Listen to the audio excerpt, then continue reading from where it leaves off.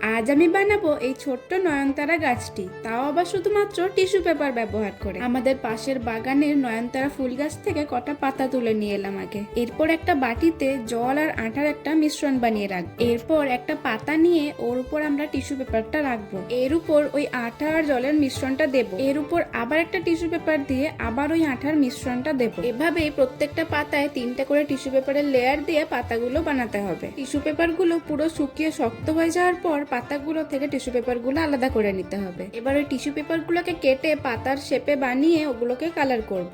এখানে আমি paper cutting করে দুটো নয়নতারা ফুলও বানিয়েছি। এবার একটা ডান্ডি বানিয়ে ওর মধ্যে পাতা আর ফুলগুলো জুড়ে নেব। আমার কাছে একটা অ্যালুমিনিয়াম ফয়েলের বাটি ছিল, ওটার মধ্যে আমি এই এয়ার ড্রাই ক্লেটা দিয়ে ফুলের টপটা বানিয়ে নেব। এবার ফুলের ডান্ডিগুলো একে একে এর মধ্যে জুড়ে নিলেই তৈরি হয়ে যাবে আমাদের নয়নতারা ফুল গাছ। তোমাদের সবার এটি কেমন লাগলো অবশ্যই কিন্তু কমেন্টে জানিও, এবং ভিডিওটি ভালো লেগে থাকলে লাইক এবং চ্যানেলটি সাবস্ক্রাইব করতে ভুলো না। দেখা হচ্ছে আবার নেক্সট ভিডিওতে।